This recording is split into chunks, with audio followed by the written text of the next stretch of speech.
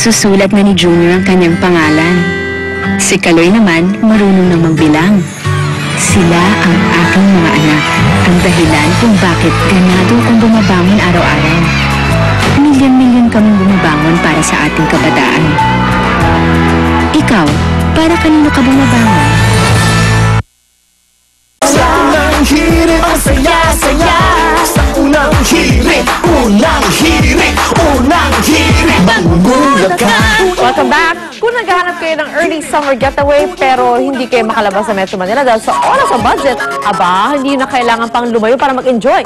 Yan ay dahil may mga pasyalang resort na rito sa Pilipinas o actually sa Metro Manila matatagpuan. Tara, puntahan natin yan. Ngayong summer, gawing less gastos at hindi malayo ang biyahe ng pamilya para i-enjoy yung school break. Dahil even in the metro, sigurado magiging fun-filled at worthwhile ang family bonding. If your family loves the thrill of exciting rides, sugod na sa pinakamalapit na amusement park right at the heart of Quezon City. Dito, sa halagang 25 pesos na entrance fee, maaari ka nang makapamili ng iba't ibang ride and activities.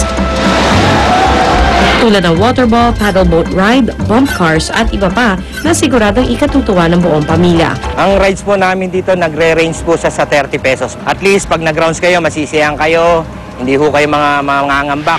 Kung hanap niyo naman ay place to relax, hindi na kailangang magpakalayo dahil pwede kang pumunta sa isang eco park na matatagpuan lang sa Lagro, Quezon City. Sa watershed reservation na ito, may iba't ibang amenities tulad ng swimming pool na may kasamang cottages na maarkila.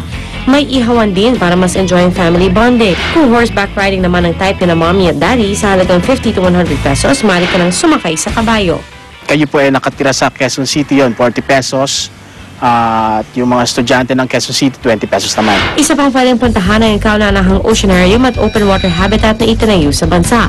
Matatagpuan ito sa Luneta Park, Manila. Sa halagang 500 pesos lamang, you can enjoy different marine activities that are truly fun-filled and educational. For you to enjoy all the facilities, you need to stay overnight. Bukod sa mga interactive marine show, may chance ka pang magpakay ng ilang koi fish with the help of their marine staff. Pwede mo ring ma-meet up close ang iba pang marine life through their aquanaut voyage. O ano, excited na ba kayo mag-summer outing? Kaya consider these suggestions for that summer gimmick within the metro.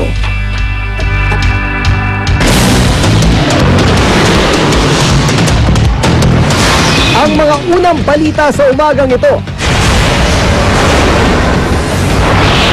Dating AFP Controller Jacinto Ligot nag-overnight sa Senado matapos ipaaresto nang hindi sumipot sa pagdinig kaugnay sa umunoy katiwalian sa hukbong sandatahan.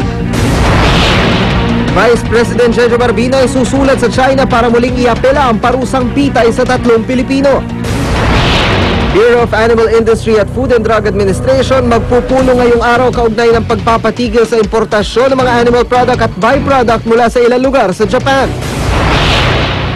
Myanmar, niyanig ng magnitude 6.8 na lindol.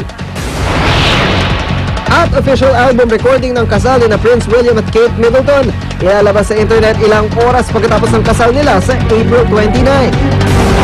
Huwag mahuli, tutok na sa unang balita. Magandang umaga, narito na ang mga unang balita.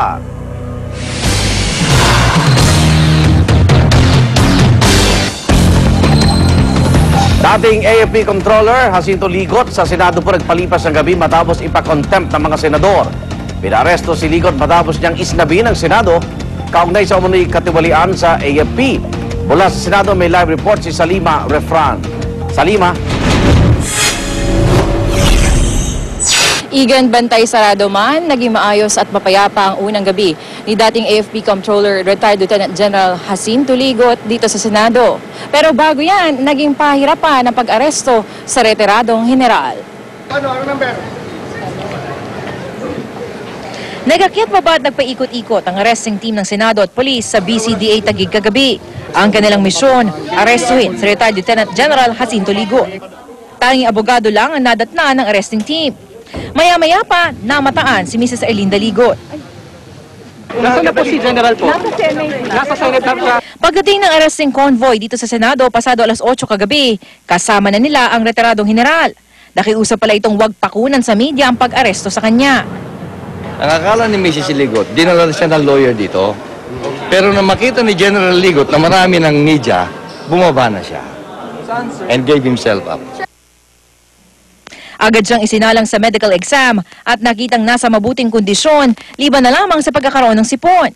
And when we took the vital signs, normal naman siya. Yung blood pressure niya, heart rate niya, respiratory rate, temperature, were okay. Mahigpit na binabantayan si Ligot. Maliban sa mga security personnel, may 2 tauhan ng Senate Sergeant at Arms na nakatutok kay Ligot 24 oras. Kada 30 minuto itong chinecheck, kada 8 oras naman ang pagbisita ng mga nurse upang kunin ang vital signs ni Ligot. May diabetes kasi ito at may hypertension. Alas 11 na raw ng gabi nang makatulog si Ligot at base sa impormasyong nakuha natin, mahimbing naman ang pagtulog nito. Liban sa abogado nito na nagdala ng damit, walang naging bisita si Ligot sa buong magdamag. Igan, kanina nga alas 5:30 raw ay bahagyang naalimpungatan itong si General Ligot, subalit natulog daw muli. Hindi siya makakapag-agahan agad oras na magising dahil siya nga ay pinagfa-fasting ng kanyang mga doktor bilang preparasyon sa blood test na isasagawa sa kanya ngayong umaga. Mananatiling nakadetine dito sa Senado si General Ligot hanggat hindi pa siya nagsasalita o nakikipagtulungan sa investigasyon ng Senado. Igan? Maraming salamat sa Lima Refran. Nagulat po live mula sa Senado. Bukod kay retired Lieutenant General Jacinto Ligot, ipinakonter din ng Senado ang kanyang may bahay na si Erlinda. Matapos madiskubring wala naman pala silang sakit, pero hindi na ipinadetain si Mrs. Ligot. Narito ang report ni Lia Manyalak. I'm not going to allow this institution to be rendered inutile by anyone.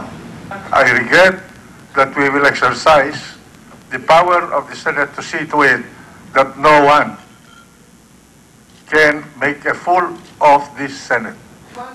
Hindi na nakapagpigil si Senate President Juan Ponce Enrile matapos hindi siputin ng mag-asawang Jacinto at Erlinda Ligot ang pagdinig ng Senate Blue Ribbon Committee kaugnay sa di umano'y anomalya sa paggamit ng budget ng AFP. Batay sa sulat na ipinadala ng kanilang abogado, sabay raw nagkasakit ang mag-asawa. Si dating AFP Comptroller Jacinto Ligot may trangkaso raw. Ang asawa naman niyang si Erlinda meron daw acute gastroenteritis at severe palpitation. Pero dahil walang kasamang medical certificate ang sulat, nagduda ang mga senador. Agad iniutos ni Enrile sa doktor ng Senado na puntahan ang mag-asawa. At sa pagbabalik nila, pasado 1:00 ng hapon, lumabas ang katotohanang walang sakit ang dalawa. Her BP was 120/80. Normal. Teenager. The pulse rate was 80 per minute and regular. Ano yung 80? Normal ba yun? Normal. Teenager din, pag teenager din ha? She could have attended. Pero panay raw ang iyak ni Mrs. Ligot nang makita ang Senate doctor. She was anxious, kinakabahan, and at times kinakabahan? Wala naman siya dito. Yun nga, sir eh. Nung nakita ka, kinabahan na. Ano ba? Ang dating comptroller naman daw inabutang nakahiga pero walang trangkaso o kahit man lang lagnat. And he also complains of nasal congestion. Of the two, more si Mr. Ligot to have attended yung he could have attended. Kaya ang mag-asawa pinakontempt muli. Nitong Lunes pa gustong i-cite in contempt ng komite ang mag-asawa pero minabuti nilang bigyan ng mga ito ng isa pang pagkakataon. They made life more difficult for them. Alas 5 ng hapon nakakuha ng 9 na boto para ma-detain sa Senado ang mag-asawa. Pero si Mrs. Ligot hindi na muna pinaaresto dahil sa kanyang kalagayan. Kung humarap lang daw ngayon ng mga Ligot at sumagot sa mga tanong ng mga senador, ito na sana ang huling pagdinig ng komite. Pero dahil ayaw nilang makipagtulungan, nakadepende ngayon sa kanila kung hanggang kailan at gaano pa ang itatagal ng mga investigasyon na ito. Para sa Unang Balita, Lia Manyalak reporting. Kaugnay po ng balita yan, mausap natin si Attorney Rafi Shalcita, abogado po ng mag-asawang Jacinto at Erlinda Ligot. Attorney Shalcita, good morning po. Good morning, Ikan. Opo, linawin ko lang po yung nangyari kahapon. Iniwasan ho ba nila yung Senate hearing kaya sinabi may sakit sila? O, sabihin na natin, nagsinungaling ho ba sila sa lagay nila na kalusugan, Attorney? Well, as far as I know, siyempre, hindi naman sila nagsisinungaling. Siguro nagkataon lang, nung time na lang po na-check sila ay... magaling na. Siguro may epekto na yung mga gamot. Pero hindi natin masabi. Uminom ng gamot. Doktor eh. Pero, I don't have any reason to believe that they were lying. Okay, nung hinuli ho ba sila, nandun po kayo sa tabi nila, attorney, o wala? Kasama ko si Mrs. Ligot. Si Miss Ligot, pero si General wala kayo doon? At that time that dumating ako, nandun niya yung security group. Opo. Nandun, tapos dumating si Mrs. Ligot, wala si General Ligot. Okay, meron ho ba kayong mga legal na hakbangin para po iprotesta o questionin itong ginawang pagkustudiya ng Senado kay Rita